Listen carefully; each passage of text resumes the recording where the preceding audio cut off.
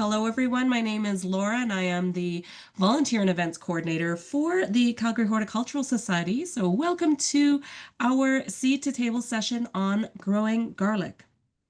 The Seed to Table series is offered in partnership with the City of Calgary, and the focus is on eliminating waste and pollution and conserving resources. It is a shift from a throwaway mindset to one that extends the life cycle of goods, food, and resources through better design and continuous reuse so nothing goes to waste.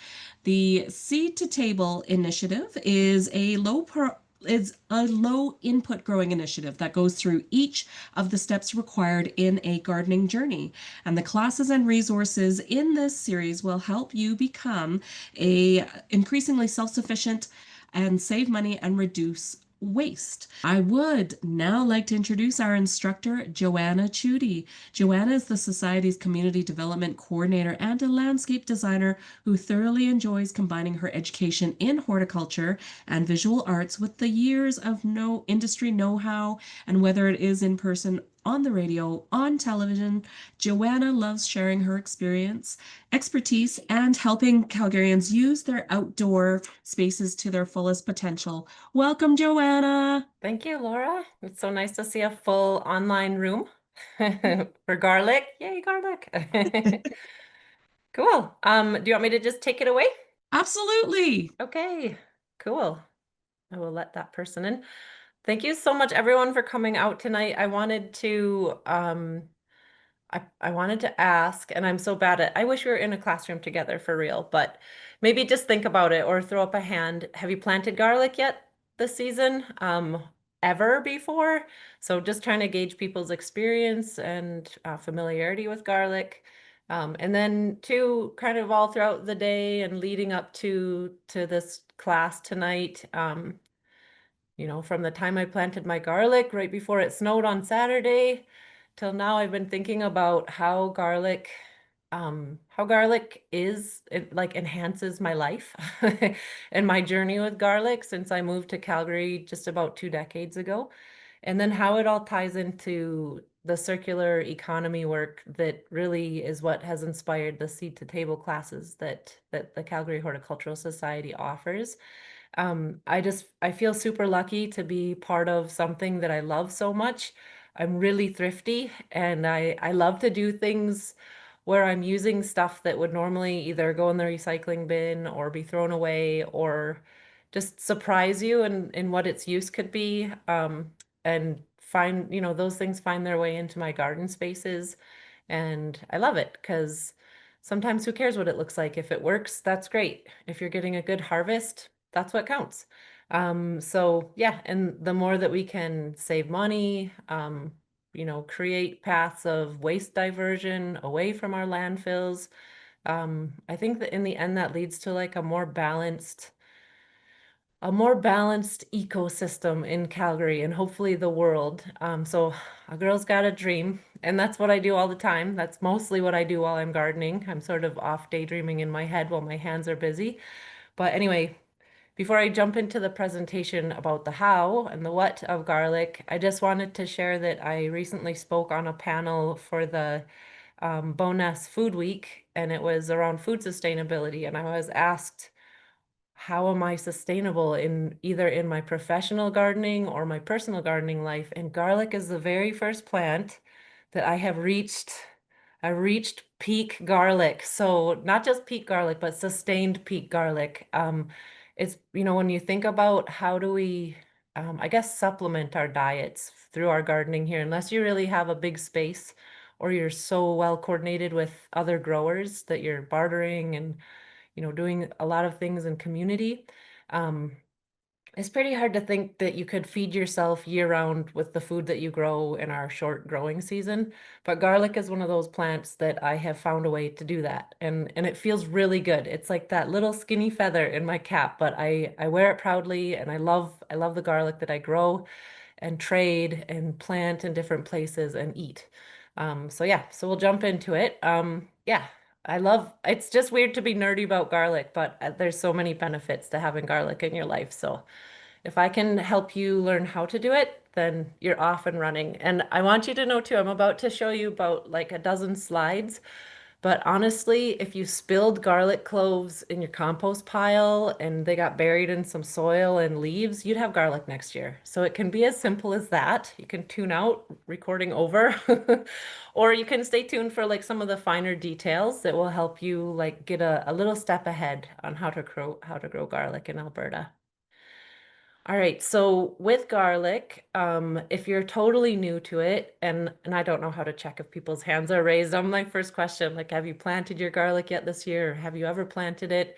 Or what kinds of garlic do you eat? Is garlic just garlic, or are you sort of like into the finesse of different varieties?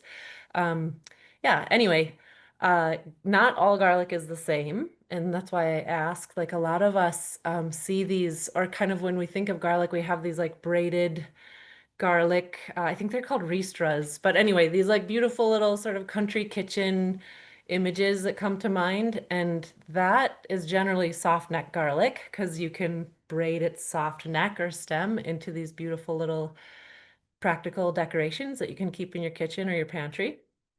It's harder to braid hardneck garlic. I wouldn't even try. And that's what we grow here. So you need to know, first of all, which type of garlic you're going after. And not all garlic from the grocery store is labeled. Like not, it might be labeled what variety of garlic, but you might not know if it's soft neck or hard neck. So you'll want to think about sourcing the healthiest, hardiest hardneck garlic you can get your hands on. Calgary is a little different than other parts of southern Alberta or the prairies or the eastern slopes of the Rockies.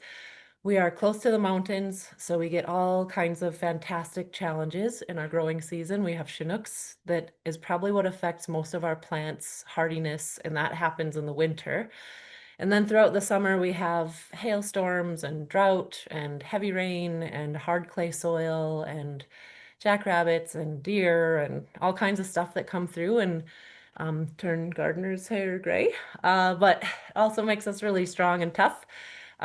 So if you're gonna, like I just talked about being thrifty and saving a dime here and there, but there are some things not to cheap out on. And I would say seeds or your original source of a plant. So you can find garlic at garlic exchanges.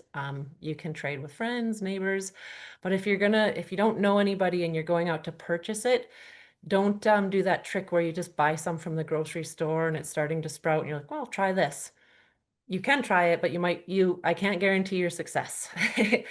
So it would be a fun experiment, but chances are it's not hardy to our zone. And so maybe if you go to the farmer's market, and you really get into good conversation with the vendor, ideally they're the grower as well, or they can tell you about where it's grown. If it was grown in southern Alberta, most likely it's totally fine to let dry a bit more than when you're buying it at the market till it's like kind of crispy. And then you can use that as your seed stock. And I do have some even thriftier ways to plant garlic, but you do need a garlic flower or a garlic scape to begin with. And I'll go into that in the next couple slides.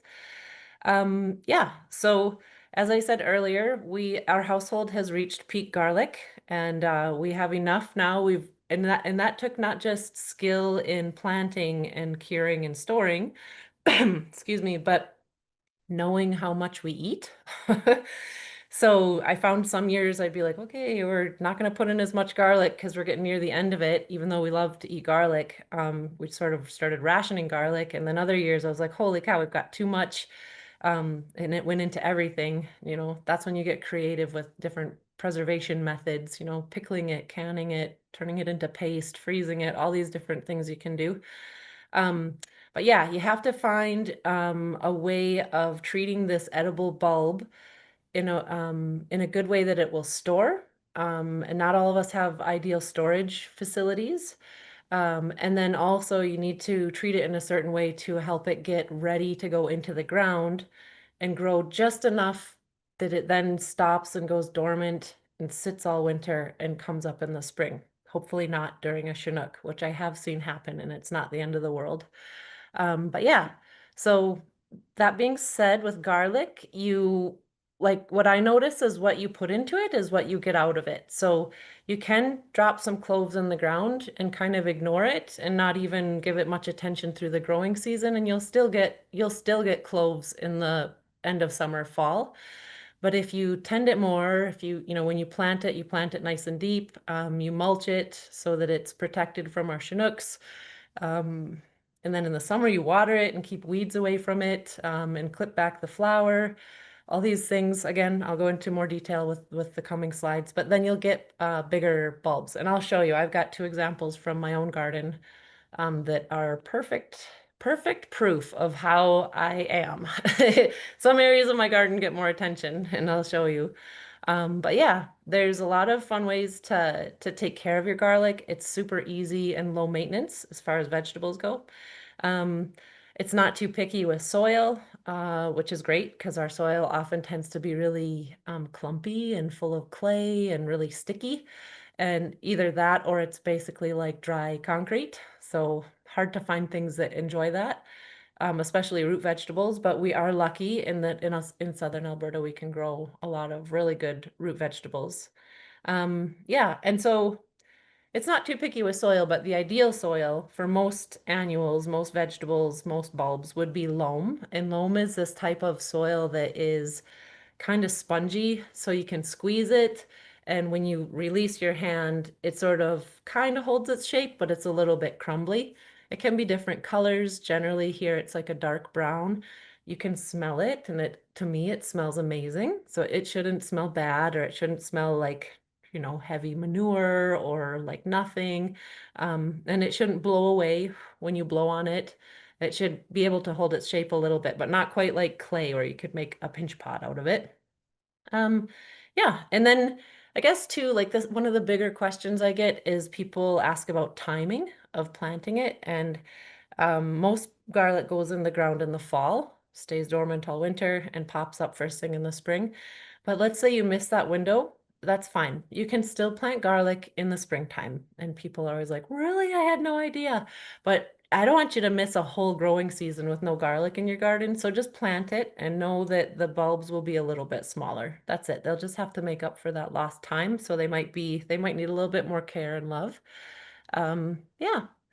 And then garlic is a great communicator. It tells you, it's like great for beginner gardeners or great for people that are real busy doing other things. It'll just like send you these little signals. Like you look over and see this weird sort of twisty thing happening on the end of the stem. You're like, what the heck is that? And then you go look that up, or you remember this presentation. You're like, okay, it's time to cut the scapes.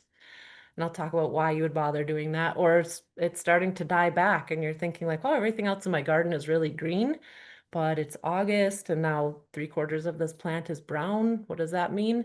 And so it's telling you like, hey, pick me, pull me up out of the ground and do the next thing next. So garlic, if you pay attention, it's always talking to you. And so I love that too. It's a really easy plant to understand.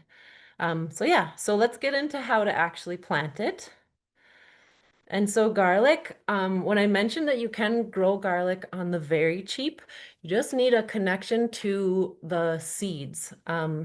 So I have some seeds here I wanted to show you. And on the far left picture, it's might be hard to see, but there's a little blue arrow and it points to an immature flower head in your garlic patch, and that's going to make seeds, and when it does make seeds, it will look like this. This is like a very beastly, robust, mature garlic flower. It's real crispy.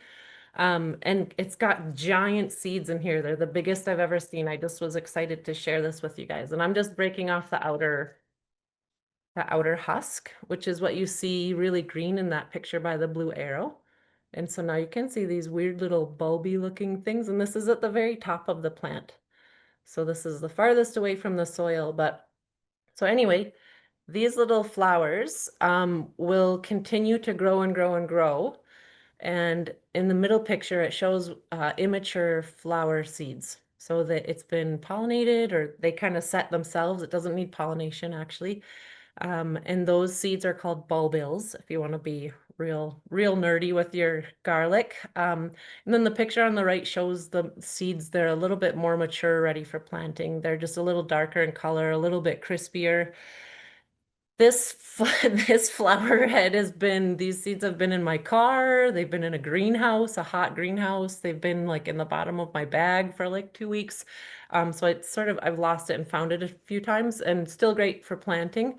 And I could still plant these because I can go out and dig in my soil. It's not too cold yet. Once you have trouble getting your shovel in the ground, that's kind of that's your end point. But anyway, when you plant the seeds, what you're going to get is that each seed will make one bulb, or one clove, I should say, one clove.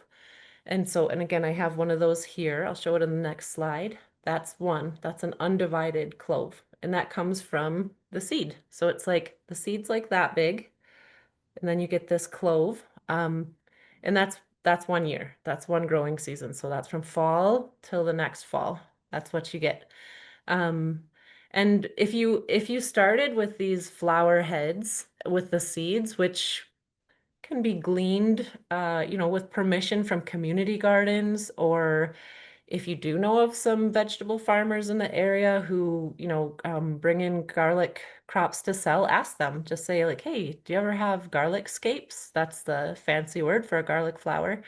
And if they do, just ask them for some, and you can wait till they get kind of like the picture on the right, and then open them up, and you'll have like 20 to 30 seeds ready to go. So the only thing with the bulbils or planting the seed is that it's kind of a patience thing. And two, when you're planting the seed, the general rule is go about 3 to 5 times deeper than the length of the seed. So if the seed is like 1/2 centimeter, you're going to want to plant it about 3 to 5 centimeters deep. That's kind of a good rule of thumb for most plant seeds, like a bean seed. Sometimes they're pretty big. So you'd plant them, like you just sort of do like 3 times the length of the bean seed and pop it into the ground. Whereas a seed like poppies or basil, they're so tiny, you can almost just set them on the surface of the soil and pat them in. So garlic's no different. You take that little seed, and you wouldn't bury it as deep as you'd bury a garlic clove, like even the single clove. You'd bury it just that sort of like multiplication of the size of the seed. Hopefully that makes sense to everybody. The cloves themselves, whoops, the cloves themselves will sorry about that. The cloves themselves will go a little bit deeper, and we'll show that next. So the garlic seeds become that one single clove, and then that clove, totally edible. You can pull that up once the plant is showing you signs that it's finished, and I'll show you pictures of what that looks like too. And you can save half those and eat them, and you can plant half. And so after so this is year 2, you've planted this single bulb, and then you're gonna get this. It'll multiply, and you'll get division of the clove, and now you'll have a proper bulb. And that's what we see in the grocery store or the farmer's market or the garden center when we go to buy garlic. You'll get like a bulb or a bag of cloves, but at one time they were a bulb, clusters of cloves, and you just break those apart. Yeah, so if you want to plant from seed, people are like, you gotta wait 2 years. I eat those single cloves all the time. I think, well, they're super potent and delicious, just like anything garlicky. It's just that you have to save more to plant. So, but if you start with free garlic seed, to me, that's a good return on investment, I think. So if you get seeds, try it out. And most people that grow garlic are more than willing to give you some garlic seed, because inevitably there's some in the garden. We always miss some, even when we cut the flowers off. And so when you're planting from the cloves, this is the flip side. This is usually what people recommend, plant from one single clove. And then, so that would be the picture on the far left. You see what garlic looks like right after it's picked. So you can see that I chopped the top off. There's no flowers on those ones. I'll tell you why in a little bit. And they're still kind of dirty from the ground. They're still like real fleshy. The most of the plant has died back. There's still a little bit of green, but most of the plant is kind of beige, kind of crispy. And yeah, so the middle picture shows my stack of garlic, Just, and I'll tell you what, that day was dry-ish. Like it had rained not too long before, but the ground wasn't sopping wet. The area that I planted that garlic has really good soil from my compost pile, so it was really loose and easy to pull the garlic out of. I've pulled garlic out of the ground in more like clay heavy soil beds, and it was like it was like a giant fist of clay, just completely enveloping the whole garlic bulb. So that in that case, you do kind of want to knock some of the soil off, but the stuff in the middle came out pretty clean. You can see how deep those roots can go, and that gives the plant a lot of stability. It also gives the plant a lot of opportunity to take up whatever water and nutrients are available to it. Yeah. And then the photo on the right is it's prettier, but for me, unless the soil is really excessively clinging onto the garlic clove, I store them just the way they are in the middle picture. Um, because the more, for me, what I find the more of the garden within reason on the plant itself, especially bulbs, the longer they'll keep. The more they're exposed, the more surface area is exposed to air or heat or cold, the quicker they'll degrade. So I keep mine in a like a semi-heated garage space. And I try to get through them, it within good reason. But yeah, so the ones on the right are more like ones that I would share or that I would even start to give them a couple weeks to cure and dry out, and then I would pull those bulbs apart and get ready to plant them. Yeah. So yeah, this is how you would do. You would take those ones that I just showed you that were pulled from the garden, and you would let that bulb sit for, I usually let them sit for about 2 weeks, but generally speaking, you can kind of check the roots. It's good to keep the roots intact because once those sort of curl up and become really dry and crispy, that's when you know the rest of the plant has sort of shrunken in. It's good for storage or it's good for going in the ground now. Um, you probably could plant them fresh, but like common practice and tradition has just found better success when you cure them. So just like our onions, when we get a fresh green onion, we keep it in the fridge right away, or we use it pretty quickly within, a week or so of bringing it in. But the storage onions, these are in the same family as garlic, they need to be dried a little bit. And if they're dried a little bit, it kind of seals itself. And then they can store in your pantry or outside of refrigeration for a bit longer. Garlic's the same way. So let the roots guide you. The roots will be nice and crispy. You can like sort of break them off and they just turn to dust or flake away. And then you'll start to separate the bulb out into separate cloves. And you can see in the middle what they kind of pull apart. And some will lose their coat altogether. And then it's just like this naked little garlic clove. And when they don't have any skin on them at all, the sort of papery husk, those are better set aside for eating right away. So those are the ones you take into the kitchen and do something with that night, or pop them in the fridge and use them within a week or so. But mostly when you pull them apart, they'll still have some of that papery sort of sheath around them, and you keep that intact because that's like their coat. So you're going to want to plant them with a little bit of a coat on, because winter's cold, even when they're underground. And even better, when you do pull them apart, like on this one, it's pretty hard to see in the camera. So that picture on the right shows they're really tiny, but there's these little white rootlets that start to grow from the base of the clove. And that's a really good thing to see. You don't want them to get too big, but you want those roots to start growing in the soil. And when we plant them in the fall, it's just enough time for those roots to sort of respond to the dark, moist, sort of underground place we've put them in the garden. Um, just so that they start to send out roots, but we don't want any other growth to happen in the fall because it would get damaged in our winter time. So those rootlets just start to spread out and kind of recognize where they are and get comfortable, and then everything just shuts down. And even during Chinooks, garlic is growing. It's hard to think that anything could grow or thrive, but there's these like sort of minute, minuscule, barely detectable things happening under the soil that is where the magic happens. And it's just like trees budding and sap moving, all that kind of stuff starts here in like February. By March, April, it's in full swing. So there's a lot of stuff if you really observe and you really slow down in those times, you can see some of that happening.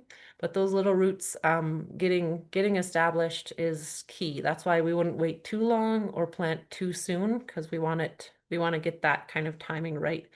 And again, if you miss it all in the fall, do it in the spring. The roots will start to grow, the vegetation starts to grow, all of it happens in the spring, summer, and then fall, and you're still gonna get garlic. All right, so that is, you see the bottom where the roots come out. It's pretty self-explanatory. The root goes down. And for measurement on how to plant it, you can get fancy, or again, you can be real thrifty and be like seed to table-y. Folks, just use your circular economy stuff. I measure with my hands all the time. I know from working in nurseries and landscaping, picking up however many pots I could pick up in one handful. This is 8 inches from thumb to the end of my finger. You can buy bulb planters. I've got a little bulb claw in the picture here. And those are nice because you stab them in the ground like a spade. You just pull the soil to the side. So you're not actually digging any soil out. You just pull the spade over, drop your bulb in, root down, and then pull your spade up. And the bulb should stay and the soil then you kind of pack the soil over top of the clove. Um, 6 to 8 inches is ideal. I would say if you're in an area that's really windy or extra harsh, I would put them a little bit deeper. And they may be slower to emerge, but they'll be stronger in their root system. If you're putting them into a nice, lush, protected, raised bed that's got lots of good compost in it, you can plant them 6 to 8 inches deep, no problem. And I tend to put mine for spacing, I tend to put them about 10 to 20 centimeters apart. 4 to 6 inches or so seems totally fine. And I plant other things with my garlic. I'll show you photos of that as well. Um, but yeah, it's let's see. So there's the soil after the garlic is in and the spade is out. And then really key with garlic, I find what helps a lot, especially through our winter Chinooks, is mulch. Um, Whatever mulch you have on hand. Again, you don't need to go out and buy anything. You can take dried leaves and put them down. You can shred up cardboard. You can use bark mulch. You can use straw. You can use garden, like dead plant clippings, just sort of chop and drop them over top of your garlic. When I just planted mine, I had a whole bunch of corn stalks all around with the leaves and everything. So I just chopped all that up and that's what's mulching my garlic now. It might sort of blow around in my garden, but the garlic will come through no problem. I've seen people mulch with burlap bags cut open and kind of stapled down, and that was interesting. It was successful. But then I think maybe probably a pain in the butt when you go to harvest. But anyway, just be creative, be thrifty, but mulch for sure. Um, yeah, and then the mulch will help protect in the winter, especially. That's the main reason for mulch. And then it also keeps weeds from growing. So once spring does finally arrive, and you might see garlic coming up. I've seen garlic coming up in February. That was during a Chinook, and I just went out and put more mulch down and prayed over it, and it was totally fine. There was no damage at all. We just had like green stuff sticking over the snow for the next 2 months, and then in the spring it was just fine. So there was no dieback or anything. So that shows how tough garlic is. But yeah, garlic, if you can keep it healthy in any kind of weather, you'll get a better harvest, obviously. And our weather is often very unpredictable, so that mulch is super key. During Chinooks, during late spring, when we get these weird, sort of really heavy, sudden snow, like, we're all ready for spring, and then we get this snowstorm again, and it's like, why? There's green things coming up. It's like snowing on my tulips, whatever it is. But it's a bit disheartening, but in the end, you know that that's actually moisture going in the ground. And if it's not tough enough to hack those spring storms, it probably doesn't have a place in the garden, or you have to find a more protected spot for it. So, and I put garlic everywhere. I put garlic in my front landscaped beds. I put it in my raised beds. I put it next to all kinds of plants that people say, oh, don't companion plant garlic with this or that. I just put it wherever I want because I want to grow lots of garlic. And I've never had any problem. I haven't had it inhibit other plants. I do have my favorite friends that I plant with garlic, and I've got some photos of that too. But anyway, getting off track here. In the meantime, mulch, because we will get snow. So this is a different spot. This last picture that's on the outside of my fence. It used to be quack grass, and I just took it over. I mulched it, sheet mulched it for a couple of years, and one side has raspberries, and the other side is basically like a community garlic patch for whoever knows what it is and wants some. So yeah, if you all want garlic seeds at any point, just come down my alley and you can have them. And then two, after the snow melts, you're gonna wanna water it, once a week is ideal, when it's not raining so much. This year was super awesome for garlic production because we had so much rain, so there was very little watering to be done. But what that did mean was there was a lot of weed growth. So get out there and pull the weeds because if you let the weeds grow, they're competing for that water and nutrients and they're shading out your garlic. Um, some weeds are really fantastic. They're edible, they're medicinal, they're beautiful, they bring in pollinators, but they do take over a bit faster than most people like. So decide how much you're comfortable with, and if you want them all out, take them all out. And again, make sure there's mulch that will help. And then what I like to do is do sort of a living mulch. So here's a good picture of that. So I love to plant lettuce with my garlic, and I've read so many companion planting books and articles that say lettuce and garlic hate each other.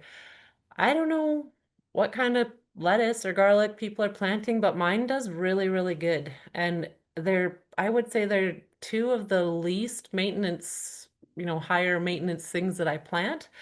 So, how I did my garlic last week was I had my garden bed as it was all summer. I had not garlic growing there. There's other stuff growing in there.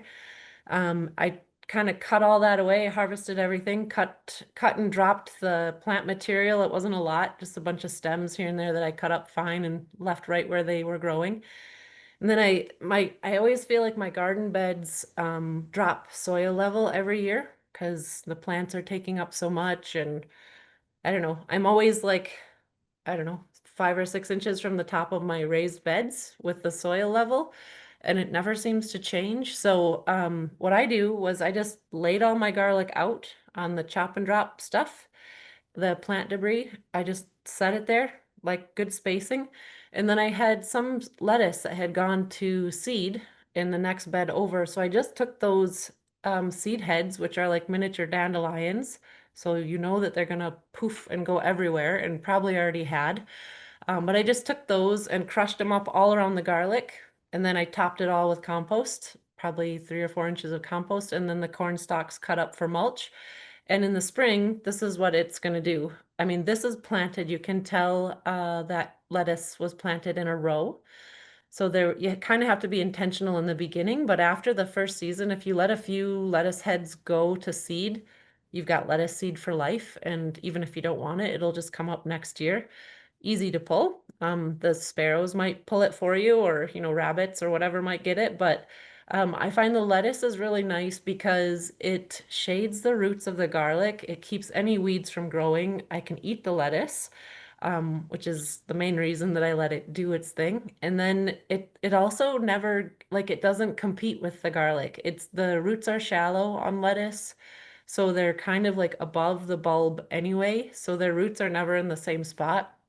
And then it's like, yeah, it doesn't ever get too tall unless I let it go to seed. A couple of them here and there escape my attention, but I always find when lettuce starts to get bitter, kind of middle of the summer, I'm done eating the lettuce. I just kind of like smush it down flat and let it continue to mulch my bed, my garlic bed. And then the garlic is pretty ready, pretty soon after that is ready. So everything kind of just happens in a really nice succession. And yeah, I just think that they're great little buddies in the garden, and they're also really easy to grow together, and you can eat them both kind of all summer. So the first thing you would do with garlic, this is another reason I love garlic because you can eat it twice. So you don't have to just wait for the bulbs to form. You can actually pick and eat the flowers. And there's a good reason for picking the flowers, whether you eat them or not. I would highly recommend eating them. They're delicious.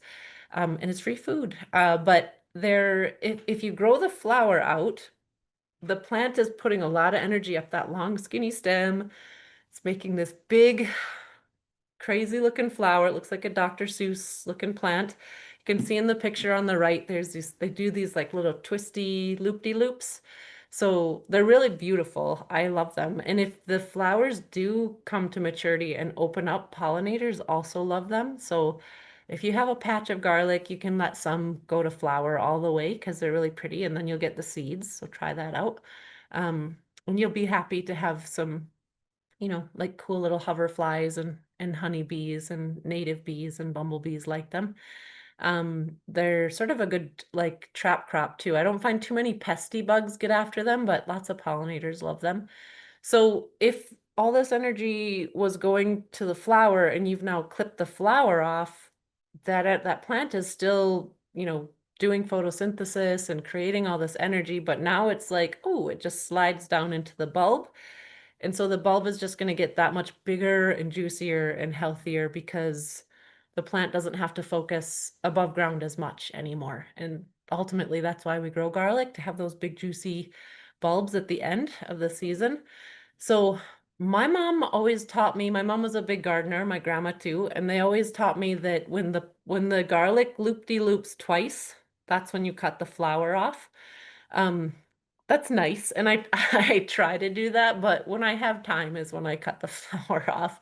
And usually like sometimes it doesn't loop twice, but once you see it start to get real like it's no longer reaching for the sun. It's sort of like doing some weird twisty little thing and it hasn't fully opened yet. You can go ahead and pick it. And so in the bowl, you can see that I've picked all my garlic scapes in one area of my yard.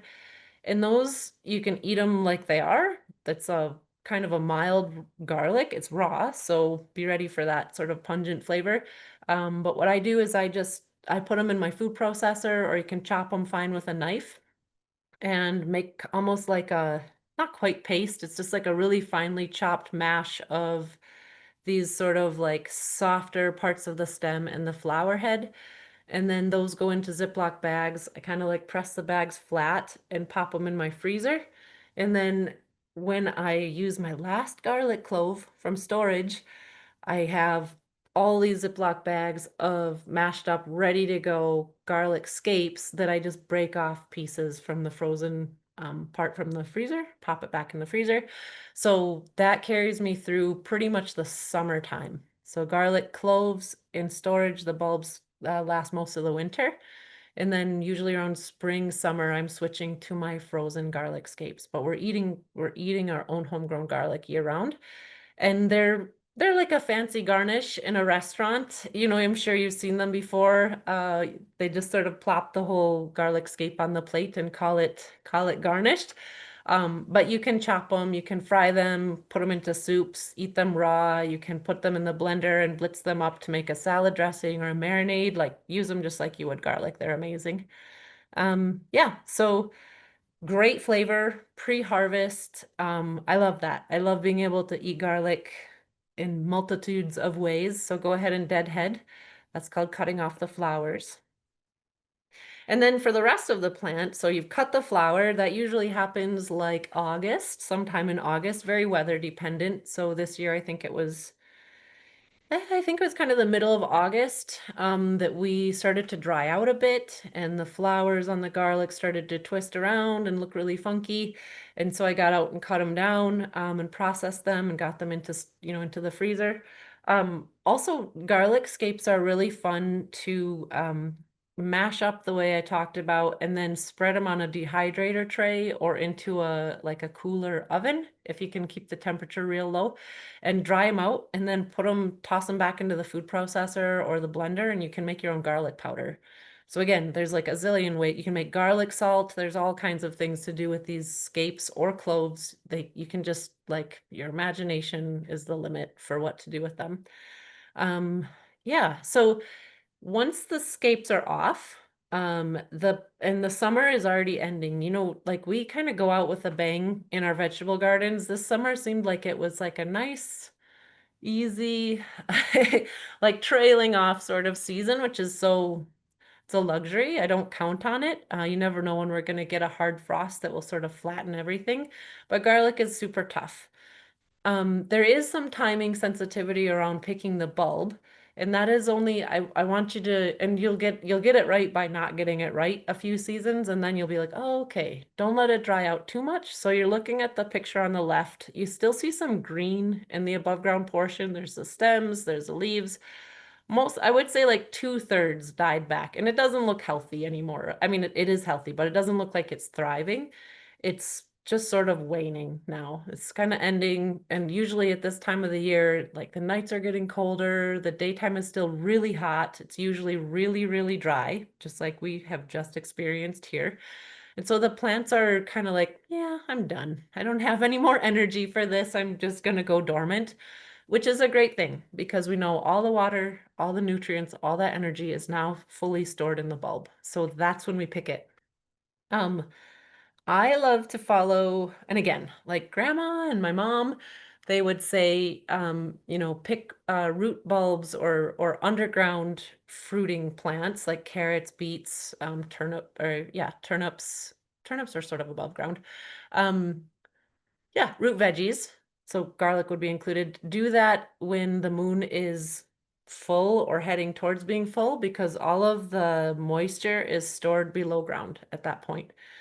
Again, I try to honor those traditions, gardening with lunar phases, but it's often more like when I have the time and the weather is good and I've got the energy to do it.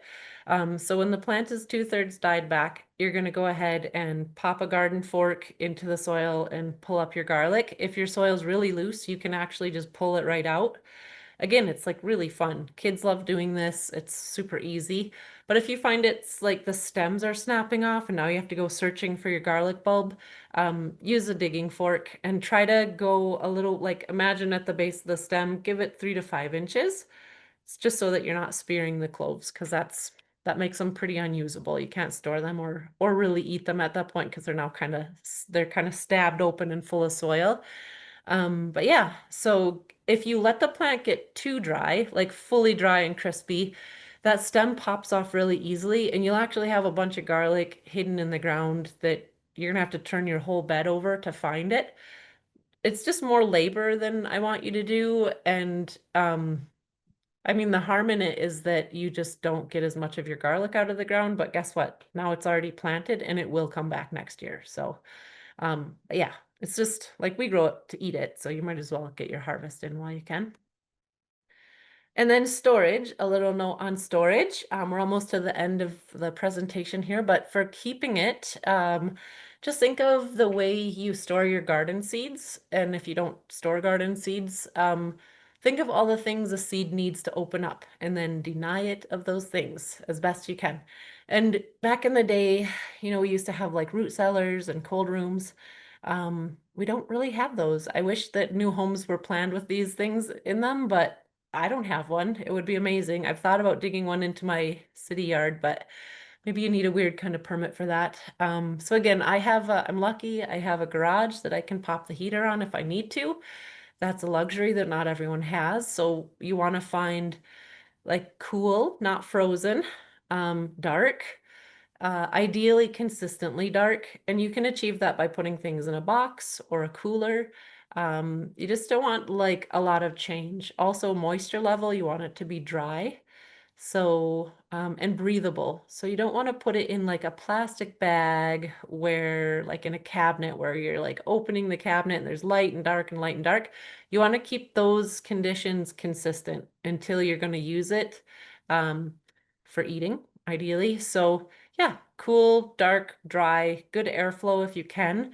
What I do with mine, you can see the initial storage. I hang it on the sort of peg in my garage, and then I'll get out and use that before we get into like the deepest part of winter. And the rest of my garlic, sometimes I just chop it up and put it in the freezer right away because I know for sure it's not gonna spoil. Like barring like power outage in the house or something.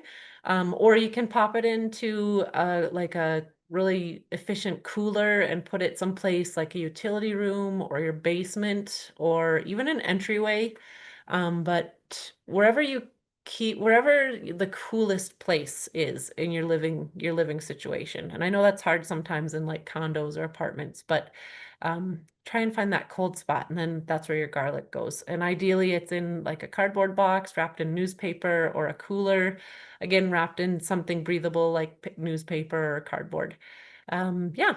And then I would say just monitor how much you eat and how much, we think we like, oh, I could kind of keep track of that in my head, but we don't.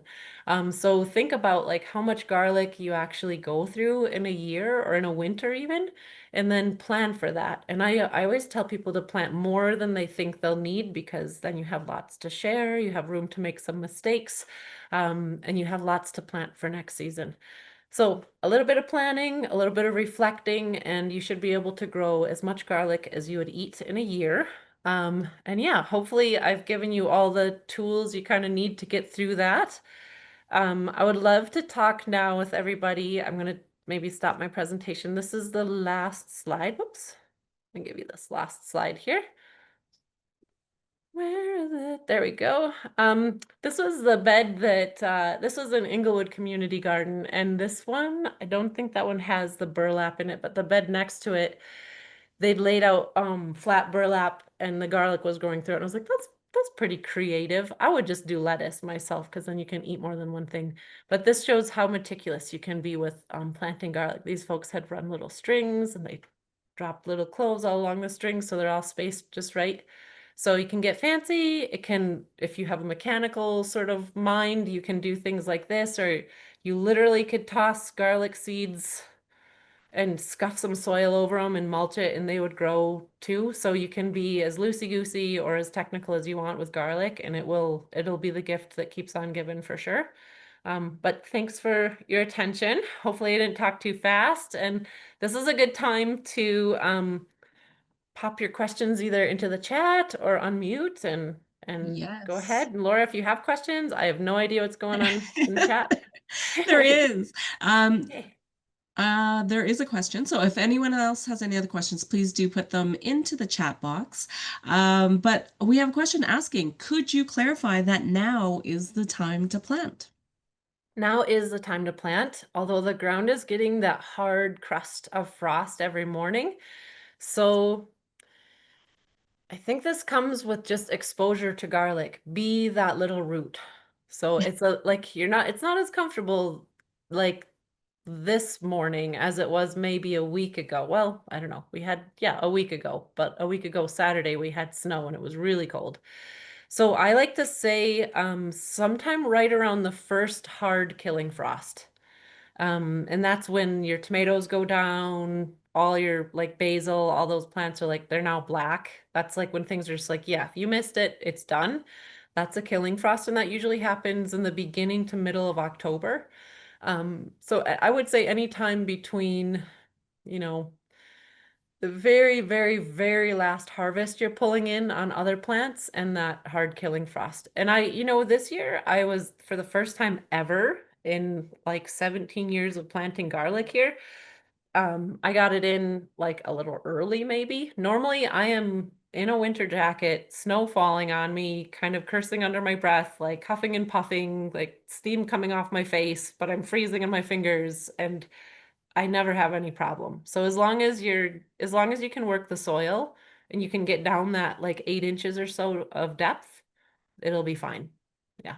It's just more uncomfortable. And then you have to wrestle around with bags of leaves or mulch, and they're usually like crispy and full of frost. And I'm so make it laughing because easy I've on done that yourself. too, Joanna. Yeah. With the My garden is the last place that so gets my attention. I'm usually right on point with all my community garden spaces, but yes, my garden is like the neglected child. So, exactly. Oh my but I goodness. I get great garlic, and I guess a little bit more show and tell. I wanted to show you what happens. So same variety of garlic. This is Red Russian. This didn't get much water this summer, and this was by the downspout. So same thing, Mm. planted at the same time. They have about the same number of cloves, but like, yeah, sort of like which would you rather have? So That's such yeah, a good your visual. Mm, attention to your garden does pay off. Um, yeah, and I'm gonna eat them both. There's no problem there, but yeah, a mhm. little bit more work in peeling those tinier cloves. So Excellent. So we have quite a few other questions, so I will just go through them. I am excellent. interested in companion planting. Would strawberries or spinach be good companions for garlic? You know what? I would definitely go with spinach. Strawberries, I think, would just be a pain for you later because you're digging up garlic and your strawberry roots want to stay in there and not be messed with. So I think garlic is best planted. I have my best yields around other annuals. So like when I plant it out in my front yard with, my perennials all around and berry bushes and stuff, I'm kind of just I'm disturbing their roots when I go after my garlic. And sometimes that's okay because roots need a little stimulation and a little jostling around from time to time. But if you're in there like really digging stuff up, your strawberries won't be quite as happy. So stick with things like spinach. And the other cool thing is spinach. If you plant your garlic now, throw a bunch of spinach seeds down with it, like 2 to 3 inches above the soil level of where you put your garlic bulbs or your garlic cloves, and the spinach will come up in the spring as well. So you can plant spinach seeds, lettuce seed, some peas you can plant right now. And that's one less thing to do in the spring. Excellent. We have another question asking, how do you prevent the squirrels from digging up the garlic bulbs? A 12-year-old with a slingshot. No, I'm just kidding. I'm just kidding. Oh, we're still recording. That's probably not great. Squirrels, squirrels love to dig where you dug because they're like, oh, if that giant furless squirrel sees something cool over there, then I better go check it out. Squirrels, have been the bane of my existence for a while. I've learned to live with them. They're not interested in the garlic. They don't eat the garlic, from what I gather. They don't eat the garlic. They might move it around because but they like that you just turned up the soil and it's easy for them to put peanuts or whatever else they're caching in there. Um, so you can like net the bed, not ideal. Mulch again, I find if you mulch pretty heavily, like 4 to 6 inches of mulch on top of your garlic, they'll dig into the mulch, but they're not that dedicated that they'd really tunnel into your soil. So I would say just mulch more, mulch thicker. And if you're in a raised bed situation, use something like straw or dried leaves. And if you're out in sort of a landscaped in-ground planting spot, just go ahead and use bark mulch. It works really well. Yeah, I have quite a few squirrels in my Yeah. neighborhood and just a thick, thick layer of mulch. And I haven't had any issues. So hopefully that addresses that. We had two back-to-back questions about squirrels. So it is, might be the Yeah. squirrels digging them out and then just keeping the varmints Mm. from eating the bulbs. But yeah, my squirrels don't eat my garlic bulbs. They Yeah, eat I my haven't seen tulips. Yeah, they'll definitely eat tulip bulbs. oh If you're gosh. gonna plant, this is like, we're talking about bulbs. So daffodils and ornamental allium, which is ornamental onion, are really successful here. So most animals will see a tulip, either they'll eat the bulb or they'll see the flower come up and it's gone. You don't even get to see the tulip open.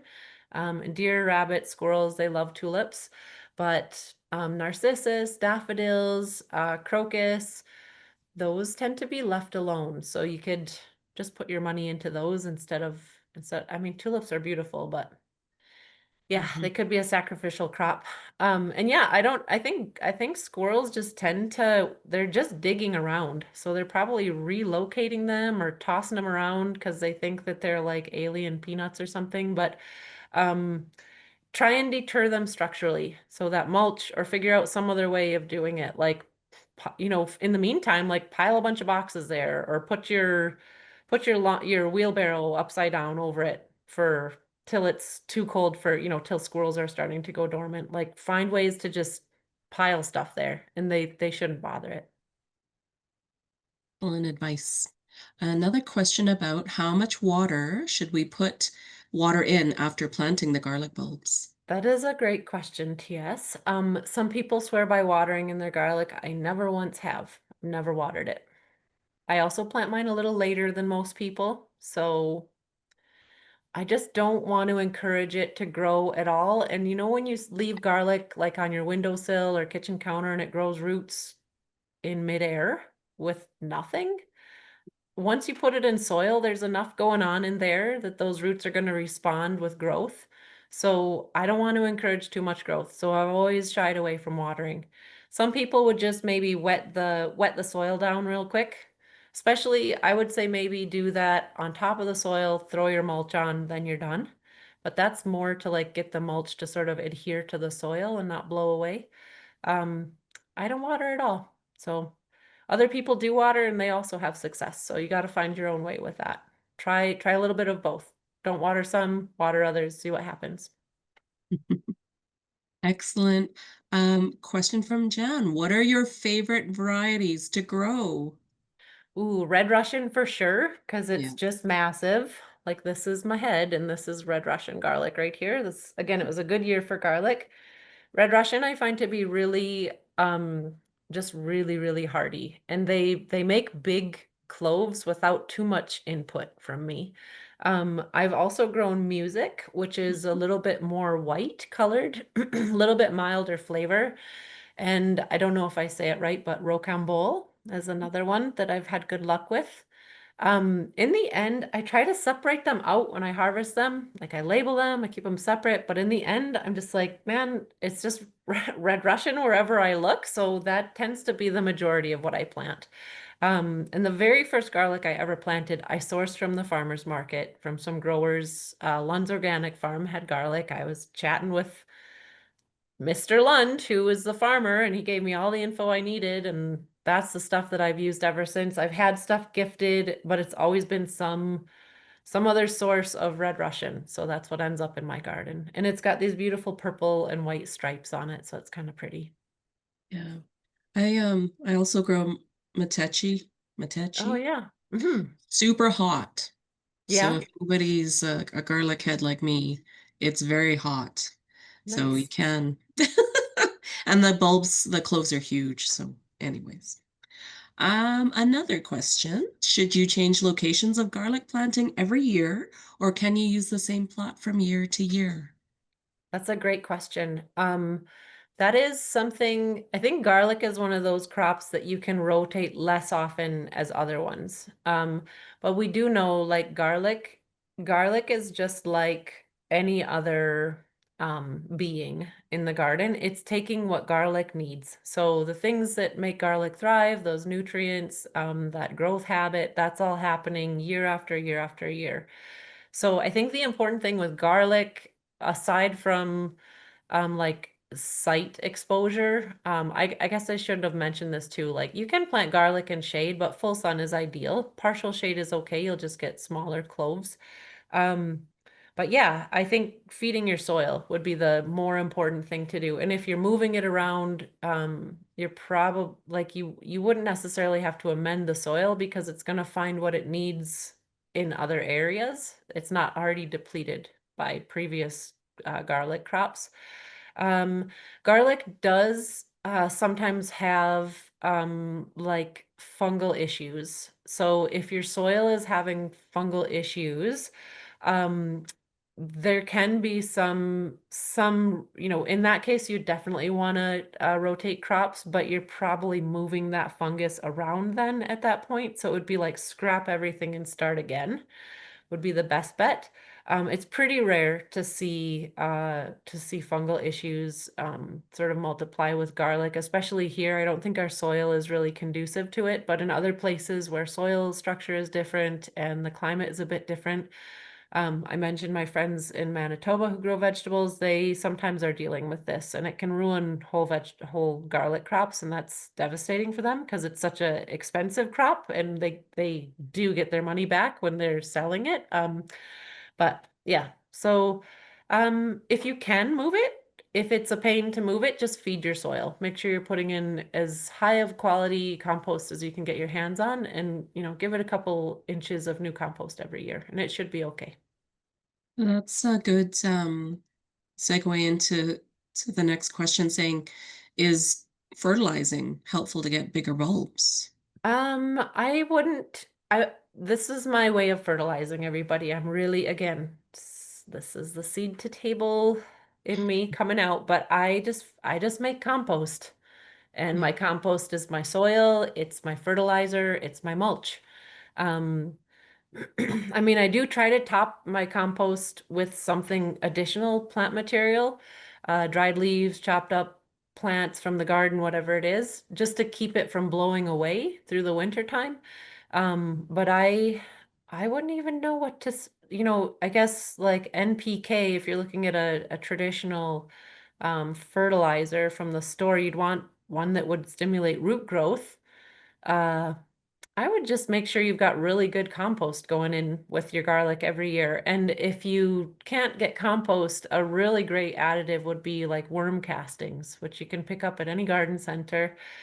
Worm poop is the best fertilizer you can get your hands on. You can't burn anything. It's not harmful. It's not toxic. If your dog rolls in it or eats it, or your kid gets a handful of it, no one's going to die. It's totally healthy. It's also made in sustainable ways. So you're not looking at, you know, uh, sort of like a polluting method of extraction or anything. So get your hands on some worm castings and just mix it around in the soil that your garlic is getting planted in. Let the rainwater and your watering activity in the growing season just filter it down through the soil. And yeah, that should be plenty of fertilizer for what you need. And garlic doesn't need a lot. Garlic just wants healthy soil and good water and sunlight. Excellent.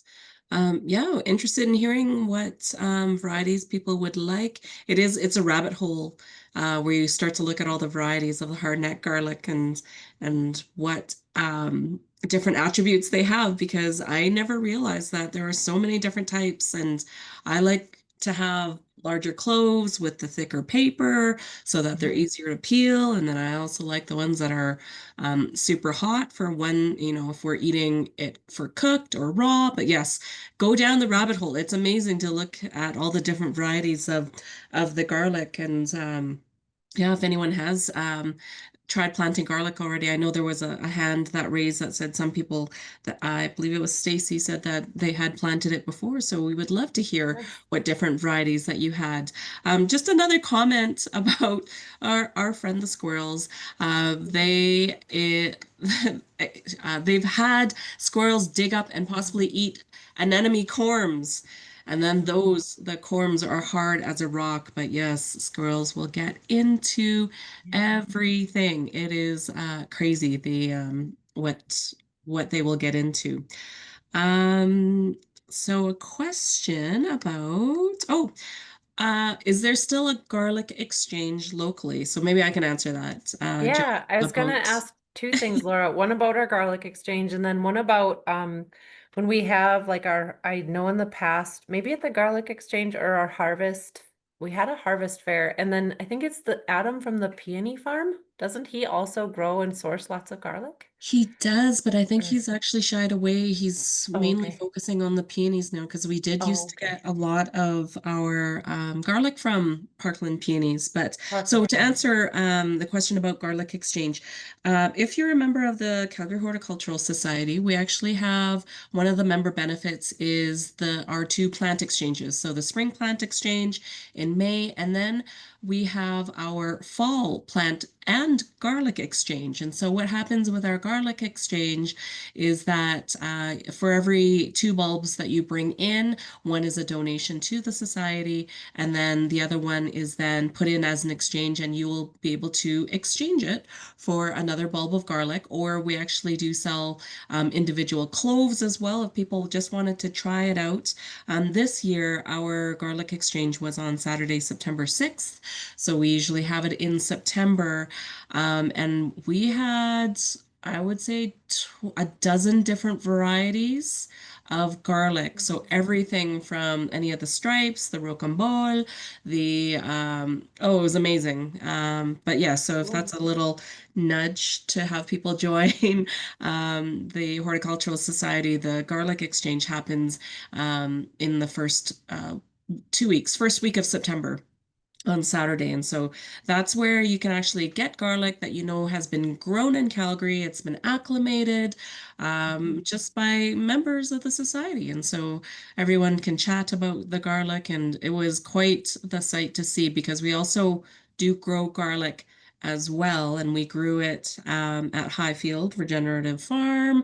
And then we had grown some in other different gardens as well. And so um, yet to be seen what's happening because I don't know if people are aware that the society has moved as well. So we are now at the Silver Springs Community Association, but we do have various different plots of garlic all across the city, and we have people growing them for us for our next exchange in September 2026. So, anything else to add to that, Joanna? I think I. Yeah, I think that's a great question, and I know there'd be so many more benefits if you join as a member and even just go to the garlic exchange. If that's all you do with your membership, Yes. like you're gonna be able to talk garlic with some experts, and with other enthusiasts, and you'll teach something and learn something all at the same time, which is like I find the best way to build community and I don't know, not just for yourself, but for your garlic. Your garlic will be that much stronger because it is hyper local. I would also add that if you're looking for, like, let's say the question here about can I get seed garlic from an organic grocery store? If you're looking for those bulbils, you're looking for garlic seed, I would, if you're going to purchase it, I would stick with a garden center. They may sell garlic seed. Mhm. Um, Even better than that, though, and to me, it just requires a little bit more sleuthing and time and dedication. But get in touch with places like Highfield Regenerative Farm. They're heading into their last season, but there may be some garlic activity there next year. There's lots of opportunity to volunteer. And when you go and volunteer, you're learning, no matter what, you're going to be learning. Look up places like Land of Dreams. This is another urban agriculture site just off Stony Trail on the east side of the city. And it's a really cool setup. You know, a few years ago, it was just an open field next to Stony Trail and full of gopher holes and thistle and all kinds of stuff. And those things are still there, but it's also full of amazing, amazing food and compost building and Yep. cultural activities and events. And so you'll be learning from people that come from all over the world and are now putting down massive roots in Calgary and growing some really successful crops there that they're selling to markets, they're selling to restaurants, they're feeding their families with. I guarantee you there would be garlic flowers there. And if you went and you threw in some time or helped some folks out, people would gladly share. Um, I know that they're planting their garlic and I'm part of their chats and stuff in their community, and they talked about having some for sale for people to plant in their plots there. Get in touch with your local community gardens. Even if you don't, you know, maybe there's a wait list or you're not interested in getting a bed at the community garden still, go and be active here and there and see if there's people that maybe want to do a little garlic exchange or you know, you could barter something for those seeds, or you could go and help them turn their compost pile or wind up their hoses for the season or whatever it is. So if you give a little, I'm sure people would be happy to give back. So the Calgary Horticultural Society website has a really awesome database where you can look up by map or by name, you can look up community gardens across the city. A lot of churches have cool gardens. Even just look up what a garlic flower looks like. You might just find one on your walks throughout the city, and maybe that's how you get some in your garden. Um, yeah, so those are other ways to not only source what you need, but to also meet other like-minded folks and gain some free insight on how to garden here and most likely how to do those sort of those little hacks that save us time and money in the garden.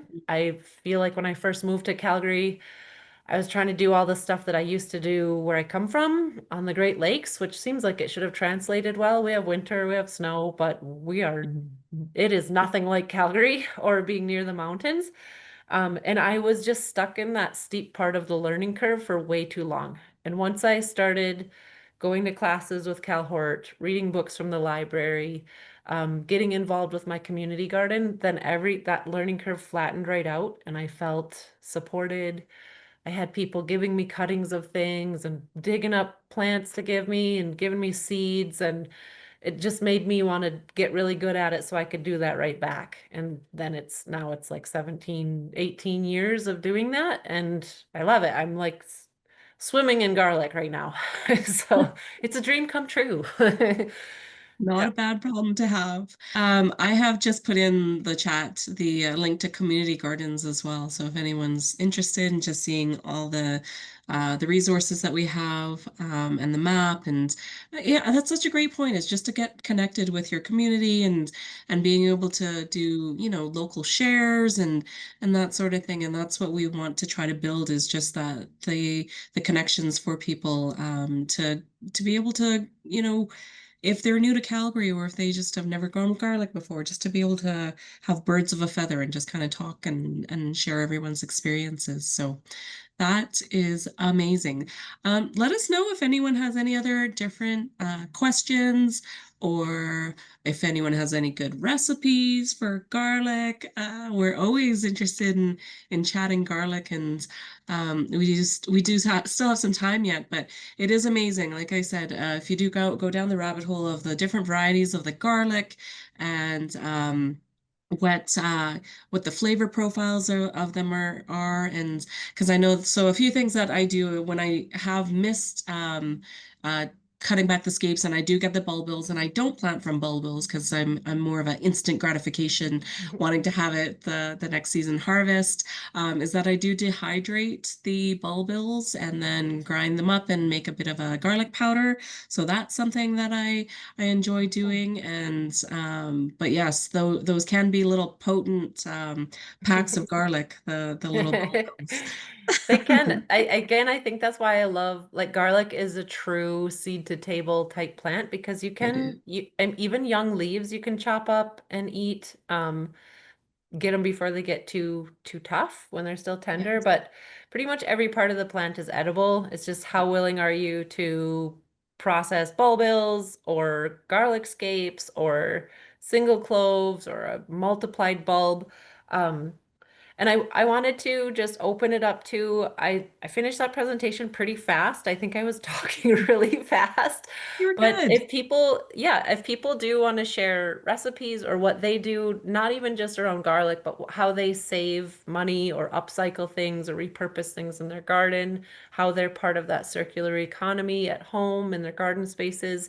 And if you have any other garden questions, we've got a little bit of time and I'll do my best. I'm open to all kinds of, I'm not the best with tropical indoor things, but if you're having challenges in your garden in general, I am here and I'm willing to do a little Q&A around whatever is bugging you or share stories. I love to hear Yes. other people's journeys in their garden spaces, so don't be shy. Yes, well, yeah, while people are typing or getting or thinking about any gardening questions, I know for some of the seed to table stuff that we do is that I have jars of old pasta sauce jars sprouting all sorts of sprouts on my countertop and continually, like after I have some chickpeas, I have mung bean sprouts, just adding some greens into your garden. Definitely when the snow flies, gardening does not stop.